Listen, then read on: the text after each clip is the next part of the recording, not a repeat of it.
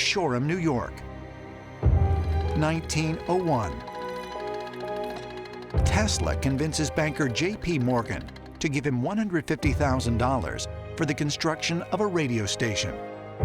But instead, he uses the money to build a giant wireless transmitter he calls Wardenclyffe Tower. Wardenclyffe was 187 feet to the top, but it also went 120 feet down into the ground. And Tesla had envisioned receiving stations which would look just like the Wardenclyffe Tower at different nodal points around the Earth. So you would jump energy by means of wireless from station to station. He even thought that he could eventually use the same system to jump power to different planets. But Tesla's dream of creating a highly efficient broadcast of wireless electricity was cut short when in 1904, its funder, J.P. Morgan, discovered Tesla's true intentions: to provide free power to everyone on the planet. With lack of additional funding, by 1908, the project was completely abandoned. And in 1917, the tower was demolished. No company, no corporation wants to give away its technology freely. So Tesla was shut down so that the world wouldn't have free energy. But just how was Tesla able to transmit electricity wirelessly for several miles when modern scientists can only manage 7 feet? Tesla credited his many inventions to the ability to realize them entirely in his mind. He also described experiencing intense flashes of light, which were followed by moments of intense creativity and clarity. He would see an invention appear before his eyes in almost holographic detail. He said that he could rotate these visions, take them apart piece by piece, and he knew exactly how he was going to build these inventions based on his visionary experiences. One of his greatest creations is the rotating magnetic field, and that came in a flash of intuition. He felt that we were receivers, that all impulses came from the outside, and that we worked on these impulses. So he doesn't believe that they come from dreams or inner visions. He really felt that we were, in a sense, self-propelled robots. Some ancient astronaut theorists believe there may be another explanation for Tesla's uncanny abilities and mysterious visions. They suggest these spontaneous episodes are proof that Tesla was receiving information from an otherworldly source. These images would literally burst into his mind. Somehow, somewhere, some connection was made. And it's the same way that biblical prophets received their prophecy. Nikola Tesla was clearly in touch with something. You have to wonder if extraterrestrials themselves weren't feeding him images of inventions that only he could understand. Nikola Tesla felt there was a knowledge base located somewhere in the universe that all of humanity could tap into if they just knew how to properly tune their mind to this knowledge base.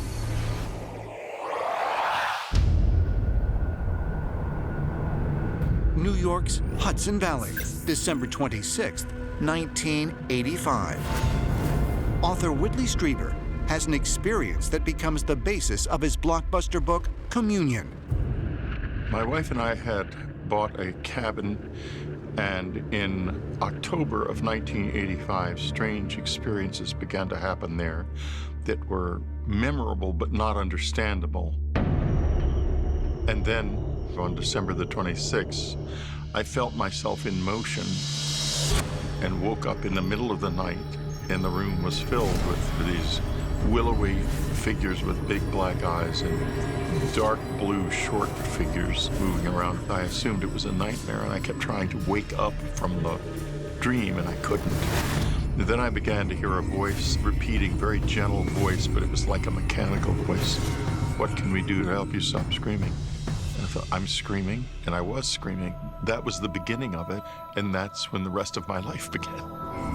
And to this day, he still doesn't know exactly who they were, where they came from. Were they aliens? Were they interdimensional visitors? He cannot say. Unbeknownst to him at the time, Strieber's abduction was actually witnessed by a neighbor. After I published Communion, one neighbor shamefully admitted that he had seen what happened to me that night. He and his wife had been driving home from a party at about 2 in the morning, and they had seen what they thought was the Goodyear blimp landed in a field near our houses. And suddenly lights came on all over it. He heard someone screaming inside. His wife panicked, and he drove away. And a year later, he said to me, Whitley, I'm so ashamed to tell you. I know it was you in there. It was a man screaming. It had to have been you. But for UFO researchers and ancient astronaut theorists alike, of particular significance is where Strieber's encounter occurred. The Hudson Valley stretches northward 150 miles from New York City up to Albany. This occurred right at the western border of the Hudson Valley. The area is full of this type of thing, and after I published Communion, people from the neighborhood would come forward one after another to tell me their own stories. Kent, New York, New Year's Eve, 1982. Just a few miles from the Hudson River, New Year's Eve revelers spot a gigantic V-shaped craft throbbing with red, white, and green lights. As they watch in amazement, the colors vanish, replaced by white lights so bright they illuminate the ground. Over the next months, authorities are bombarded with hundreds of similar reports. Usually, UFOs just appear to a small number of people, and they disappear. In this case, people were stopped on the highways. People were running out of their houses watching this enormous object pass over the size of a football field. They were so large that people standing between trees couldn't see the ends of the flying triangles because they were so big. That's how large they were. The sightings continued for more than 6 years and became the most widely reported in American history. The Hudson Valley UFO sightings continued well up to 1988. It's estimated that as many as 5,000 people called in and made reports of this very large, lit-up UFO. Other accounts of people seeing these strange balls of light which would move around in erratic and unusual ways. UFOs were being seen all over the place. Pilots were seeing them. Police officers were chasing them. It was like something out of a movie. But why were so many UFO sightings reported in this one particular area? Could there be a connection to Whitley Strieber's abduction experience? The thinking is that when you have so much UFO activity in one place, that place is going to be significant. There's something about that area, it seems, that is attracting the UFOs. They want something in that location. There is a connection with something in that location. Some have suggested the reason why these sightings have happened at the Hudson Valley is because they are on top of a vortex. Now, what's a vortex? Well, there are varying opinions of what that is. Some have suggested that they are magnetic points that are part of the Earth's magnetic grid. Others have suggested that vortexes are sort of these portals. What we call portals are locations where paranormal phenomena and supernatural events occur on an extremely regular basis and have done for many decades, if not hundreds of years. Some argue that New York's Hudson Valley and the adjoining region of New England, America's Northeast, may be just such a vortex. That is definitely an extraordinary place of power, the Hudson Valley. If you want to call it a vortex, then sure, it's a vortex. I'd have to be completely nuts to say anything else because I experienced it directly for years there.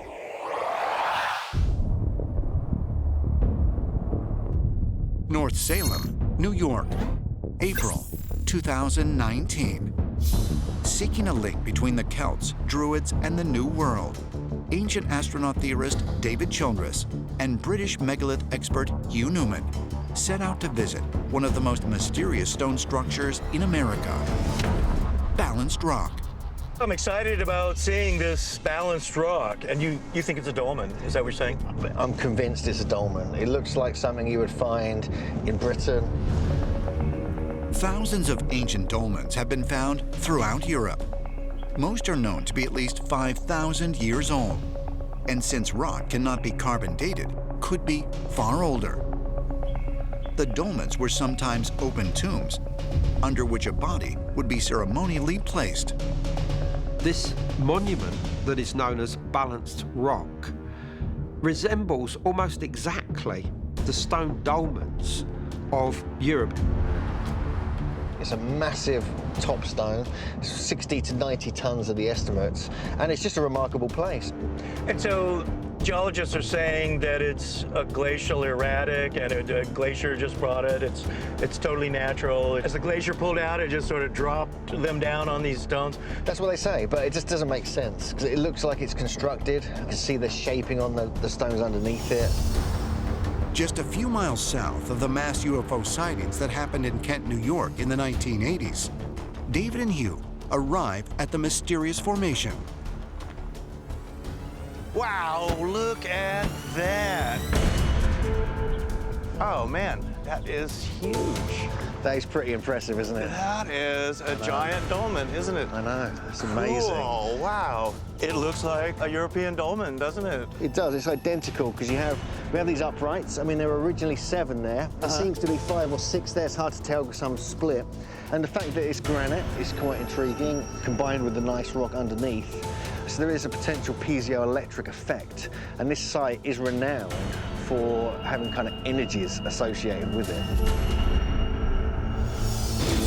In the so-called piezoelectric effect, electrical energy accumulates in solids, rocks, and otherwise lifeless matter.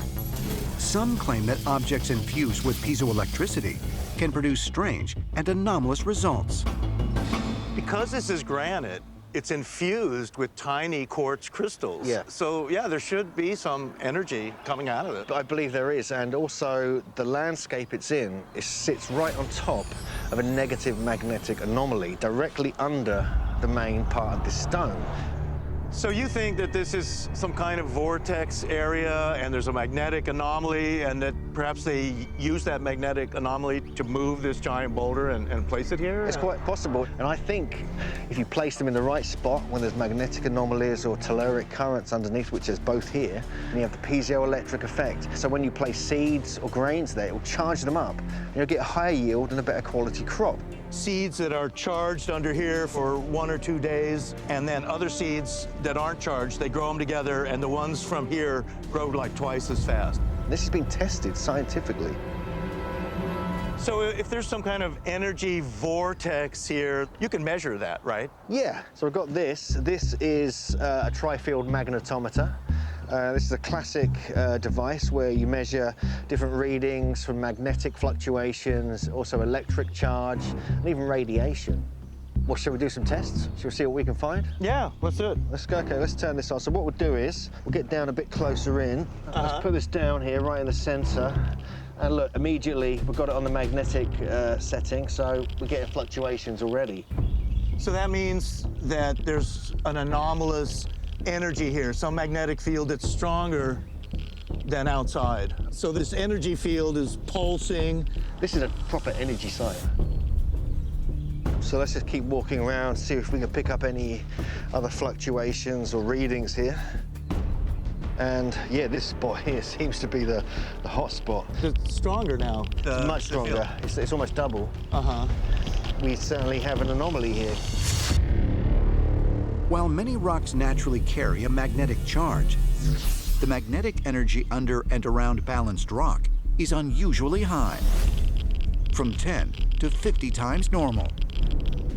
The great structures of the past, like Balanced Rock, were about experiencing the great energy of the Earth.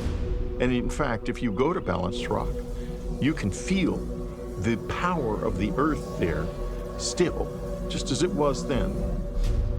But is the rock generating all of this energy on its own? Or could it have been purposely placed here because it is a location that amplifies its magnetic properties? So you're also thinking then that Druids or the Tuatha De Danann, they've come here from Ireland and England and Wales, and then they chose this area because it's a vortex spot, and then they chose this spot particularly to put this giant dolmen here. I think that's the case, and I think this is really the center of the whole complex around this part of the country. New York City, January 7th, 1943. Famed inventor Nikola Tesla dies of a heart attack on the 33rd floor of the Hotel New Yorker. Within hours of his body being discovered, his nephew arrives at room 3327 and discovers Tesla's remains, as well as his technical papers and notebooks, have already been removed. Speculation spreads that the Federal Bureau of Investigation had seized the items and quickly designated them top secret. Nikola Tesla was completely paranoid about someone trying to kill him, and as soon as he died, U.S. government agents swooped in and confiscated all of his scientific papers. In a very short time, everything that he had been guarding with his life was gone. The official story is that nothing of any great significance was found. It was just a lot of scientific papers and documents. However, there have been a lot of rumors over the years that the material that was recovered was profoundly significant in terms of a lot of highly advanced scientific concepts. Just who was this mysterious figure known as Tesla? And why would his notebooks elicit so much interest from the United States government? The life of Nikola Tesla was a dramatic one from the very beginning. He was born at the stroke of midnight on July 10, 1856, during a violent lightning storm in what is now Croatia. It was during an electrical storm, and the midwife saw this as a bad omen. But there was a flash of lightning, and Tesla's mother said, "No, this will be a child of light." At an early age, Nikola Tesla showed a superior mind. He was already inventing things. He invented toys that used insects to power them. But he was fascinated by thunderstorms. And when he would see the lightning, he became fascinated with electricity. And he was determined that he was going to harness the power of the Earth and the universe for the benefit of mankind. In 1881, after 8 years studying physics, math, and engineering at universities in Graz, Austria, and Prague, Tesla became an electrical engineer for a telephone company in Budapest.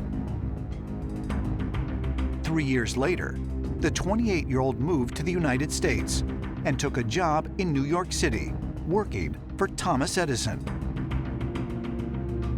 But very quickly, the two would become rivals in what became known as the War of the Currents. In a sense, you have dueling wizards. Edison was performing with direct current. Tesla came along with alternating current, competing to win the right to harness Niagara Falls. That was the big prize. If you harnessed Niagara Falls, you would control all the power for the entire Northeast. In Edison's direct current distribution system, the steady stream of electricity would lose potency as it traveled down the line. This required power plants every half mile and could only supply enough power to light bulbs. Tesla designed a far more sophisticated system, utilizing alternating current, which could easily be manipulated along the way, allowing for not only light bulbs to be powered, but also other electric devices. Using Niagara Falls as a hydroelectric power source, Tesla's system could illuminate the entire Northeast. It'd be like comparing a horse and buggy to a jet plane. Tesla had the jet plane, Edison had the horse and buggy. There is no comparison at all. Tesla had a quantum leap ahead.